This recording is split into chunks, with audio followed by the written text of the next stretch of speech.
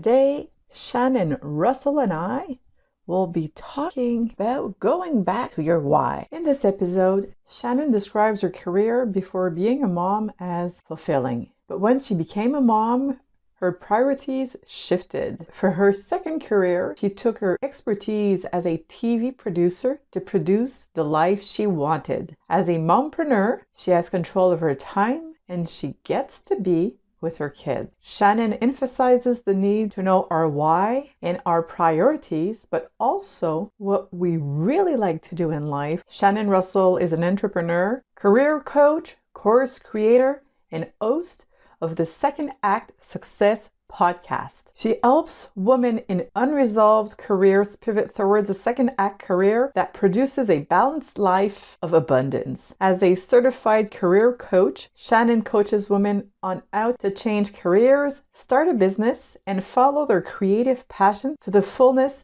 as they produce their best life. She hopes to motivate more women to make big moves in life and follow their dreams through her businesses and podcasts. Grab your coconuts, whatever that means, and be ready to be inspired and empowered. Shannon, it's such a pleasure to welcome you today on the Coconut Soul Spirit. I've been looking forward to your interview since we spoke the first time. You have a beautiful self-love story, and let's start with you sharing that story, if it's okay with you.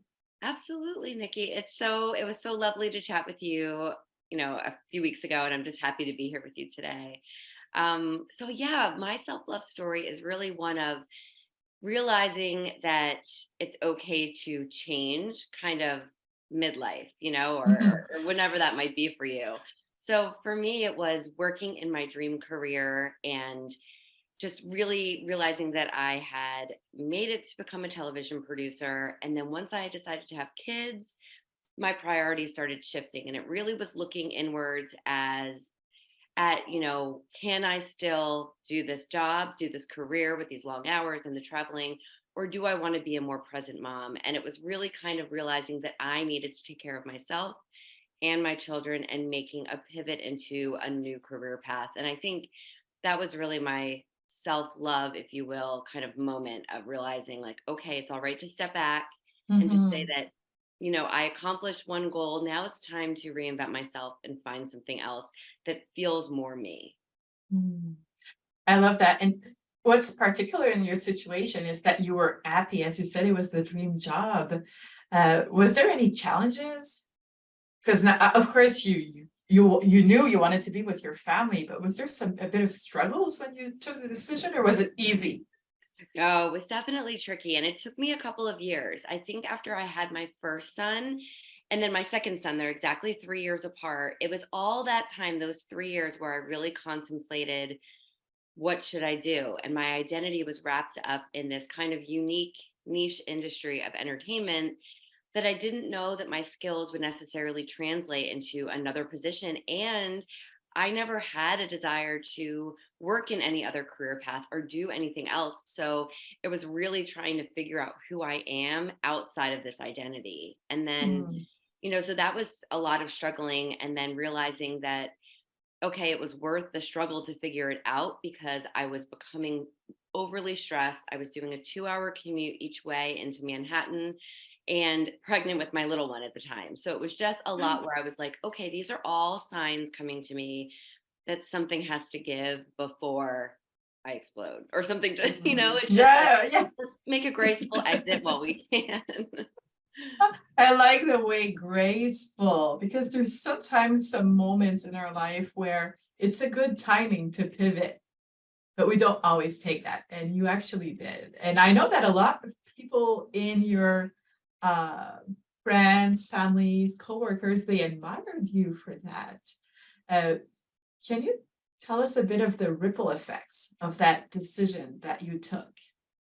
Yeah, it was in kind of different directions, really. So when I chose to not return to TV and to figure it out, blindly, not knowing what I could do, going from a six-figure salary to nothing, I made quite a few different decisions. I decided to go and get a master's. I decided to take a 9 to 5 job, all trying to provide for my family and kind of do what I felt like others expected me to do, Oh, okay. all the time realizing that it wasn't necessarily the right thing. So I did some missteps before I decided to open a business, and now my second business. But through that change and finding myself, people started asking me, how did you make such a drastic change in leaving TV to open a small business? And Yeah. can you help me figure out how I can leave the city and how I can make this transition? Because sometimes you get into your 30s, 40s, 50s, whatever it is, and you realize,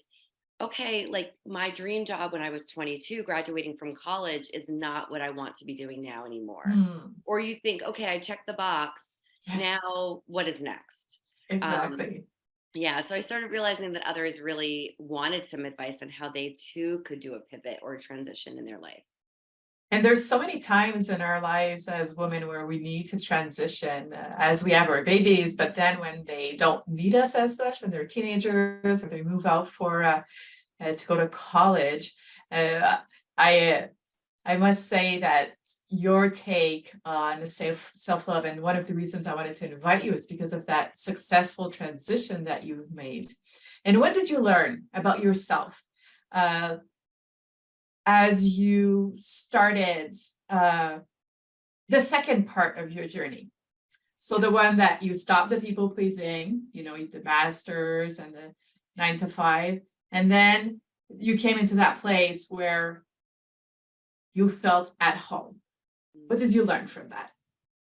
So I just decided I needed to produce my own life, stop doing things for other people. I'm a producer. I can use these skills to produce something. So I took a leap of faith and opened a small business. And that was so scary because I had Mm, never been an entrepreneur. I never really had a desire to be an entrepreneur, but I figured if I can take an idea for television and bring it to the screen, I can take an idea for this business and grow it. And Nikki, the confidence that it gave me, and kind of a true second act in the sense that I realized I'm not just wrapped up in this one identity that I had for yes. 16 years, that I Hmm. really, like, my skills translated in ways I never thought they would.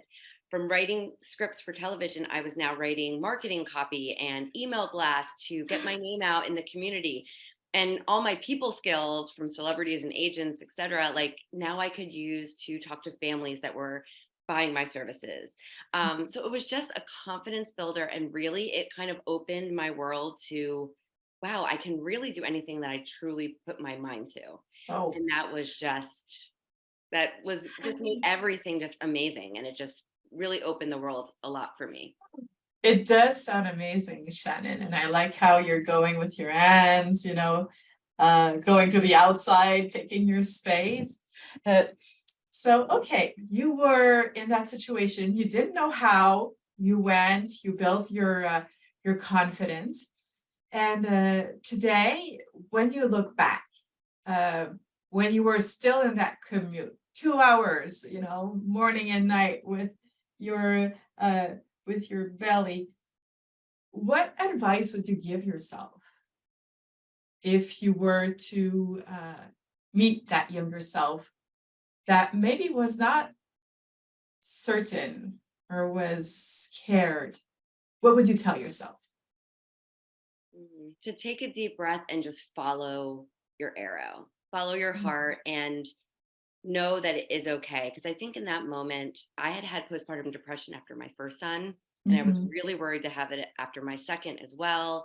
And it was that and the commute and the stress. There was just a lot laying on me. And I think if I were to go back and just say, you've done it, like be happy with Mm, what you've achieved up until now, and know that you can find time in the not even close future, distant future, whatever, you're going to find that next step, and just mm. to truly, like, kind of like, it's okay to let go of this part of your Yes. life, Yeah. and you're just entering into this new world. Because there's so much confusion in gray space, and just self-doubt when you're in Yeah. that uncertainty. So I think you just, you frazzle, you want to people please and try to do what you think everyone expects of you. And it really takes that time to look inwards and really say, what do you want? Ask yourself. And we don't do that as No. wives, partners, mothers, we don't. That's what I would tell her. Yeah. Well, I think your younger self would mostly appreciate it, and the viewers also. There's two elements that you spoke about that I'd like us to dive in. And as I explore them, we could see if there's one of them that pleases us more. But one of them, and you've repeated that a lot, your role, your identity for when you were working. And we have different identities. As women, we're moms, we work, we're spouses, we're a friend, so there's the aspect of identity, which I'd like to explore. And there's also something that I felt that you didn't quite mention, or maybe you said it and I don't remember, but it's the freedom. Because when you say, let go, for me, it's giving yourself the permission just to be. And I would think that brings some peace and this, peace and freedom. Which one should we explore? Which one do you want to explore, Shannon? I like the idea of the peace and freedom, because you're right. I think I glossed over that, because really in deciding to get rid of that 9-to-5 job, know that I'm not going into TV and take that leap into the business I created, it was a sense of freedom that things were coming together. And what was so incredible is that my 3-year-old and my newborn at the time could come with me. I was working and building this business from my home. And when I opened my brick and mortar center, they could come with me. So here I wasn't chasing that bus and that subway and that train to get home and pick up a daycare. I was with them, and I was able to form everything together in this one life. And wow, that was freedom and relief. And just, you know what? I'm going to build it however fast I can build it. And these are my priorities. And this is my job, my space, I am the boss. That's powerful. When you say it like this, I feel the empowerment. Yeah. That you must have.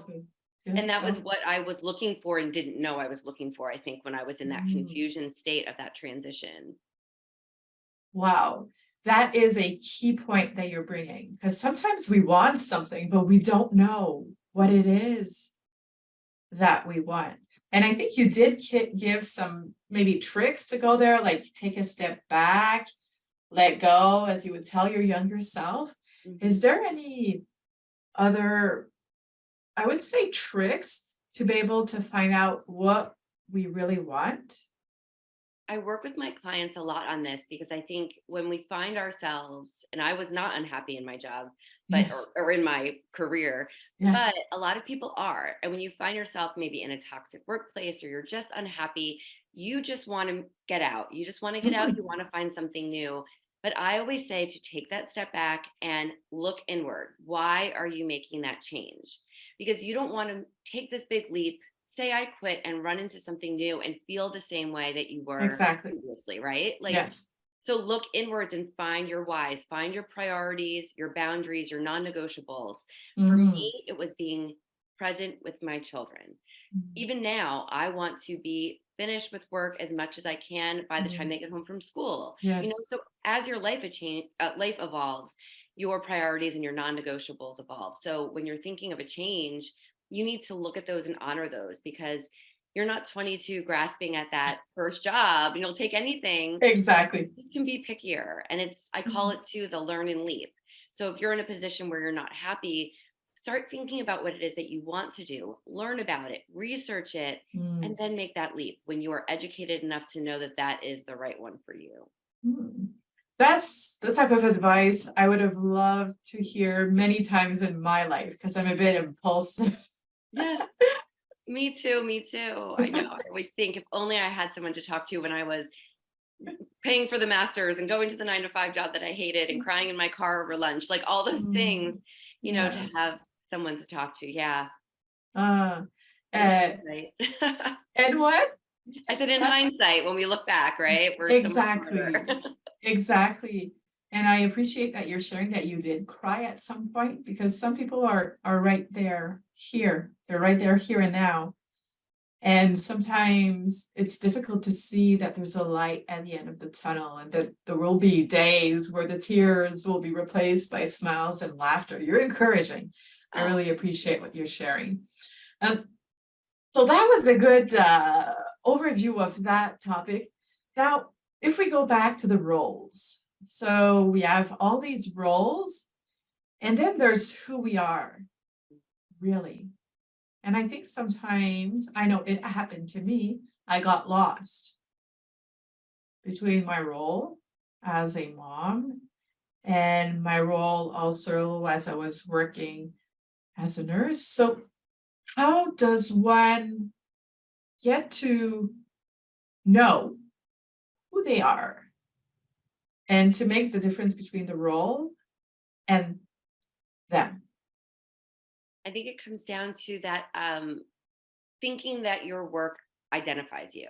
So many people tie their persona in what they do for work or for a living. And I did that for many, many years, Yes. especially being in the industry that I was in, where it's all about who you know when you're out 7 nights a week. Yes. And it's all about blah, it's very showy, I guess. Yes. And I think it takes a time where you can separate that and really look at who you are outside of that, because that should be a part of us. Yes. As our kids are a part of us, and our spouse is a part of us, and et cetera. But really it gets down to examining that why again. Like, who am I? Why am I doing what I'm doing? Am I taking care of myself and finding that time for self-care and self-love?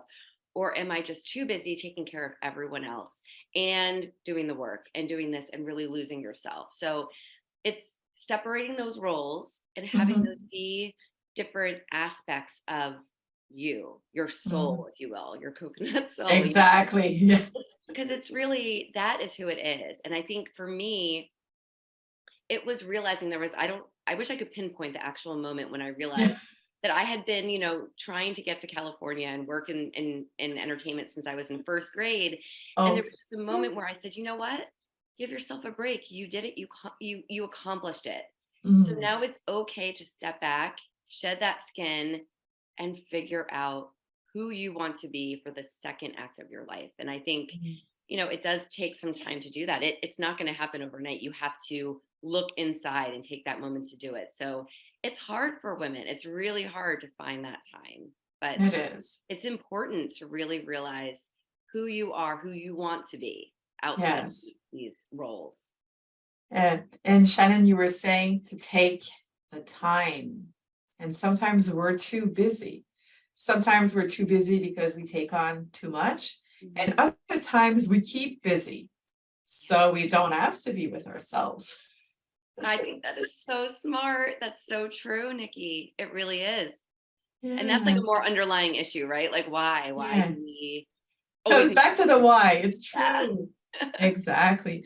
And I think it's important to have somebody to be able to share those thoughts, because when we're in our head, the way I liked to represent it to to the clients that came to rehab is that when a thought stays in the head, it's like a crazy ball. Once you give it the impulse, the initial impulse, then it just bounces everywhere and it becomes really overwhelming. So that time the capacity to talk, because as we talk, we have to organize our thoughts, and then we actually get to listen to ourselves. Right. It's true. And see if it makes sense. Yes. So you mentioned that you help women that are in a transition. And you also mentioned that you crafted your own business. So you have the experience there. And I do want to state or emphasize that your skills, you could transfer them from the producing world to producing your life and producing your business. And with that, I'd like to maybe think about those moms that are stay-at-home moms. So maybe they got into a relationship before they could go into their career or go get their education, and now they're they're moms. And I'm not going to say just moms because it's not the case, but they may feel that they're just moms. How would which skills do you think a stay-at-home mom can maybe bring into a business, let's say a small business? Let's go into that avenue, Shannon, if you want. Well, organization is key. I think scheduling, organizing, really just all avenues of admin, really, if you think about it, I think because that's what we do in the home. Why not do it in an office or elsewhere? But there's also a lot of moms that I think have that creativity, whether it's they really enjoy cooking or making clothes, whatever it might be that you can do at home with your hands. And nowadays you can really bring that to an online business, an Etsy shop, whatever it might be, to create your own business while you're home with the kids. So I think right now we're in a place where there's just so many opportunities. It's just a matter of finding the time in your day to do it. So depending on the age of your kids, of course, when you can find that time to really, bring that to fruition. But really, like, the main thing I think about is just the way we organize the day for us, for the kids, for everyone involved. I mean, right? I think I was better at organizing the house when my kids were younger, because they only relied on me to eat. And now I must say that I don't cook supper every time as they're older. I don't know if this, how old are your kids again? Mine are 7 and 10. Okay. So they're still young, but sometimes, I cook and they're not there. So I'm like, I'm not going to cook every day.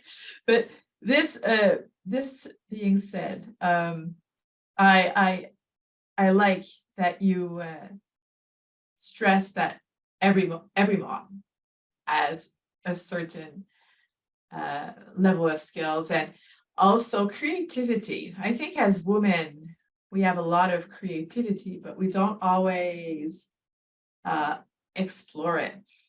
So that's encouraging. There's so many other subjects I'd like to talk with you, Shannon. I find that you're peaceful and fun, and yes, I just love you. Oh, I love you too, Nikky. We can talk all day. Exactly. But before we wrap up, and I know you have a gift to offer our viewers for the launch of the show, and I thank you in advance for that gift.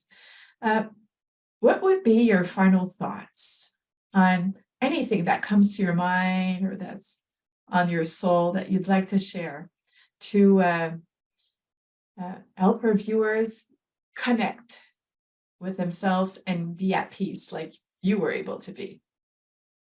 I think that whether you're a stay-at-home mom or you're working and then you're coming home to your kids, or you're a single woman who is trying to make her way in her career, really to find that even 5 minutes a day to sit and think with yourself and look at your why and figure out, if you're unhappy in whatever aspect of your world, what would make you happier? What are your non-negotiables? Just start to think and really turn inward, because I think the more we spend that time with ourselves, whether it's journaling or just meditating or just sitting in silence away from our phones, we can really get to know ourselves more. And even 5 minutes a day will help us understand more of the kind of roles that we do want to play, work, home, whatever it might be, to just really realize what we need to come back to ourselves, take care of ourselves, and just ultimately build that happier life as we move forward. Because if we're not happy,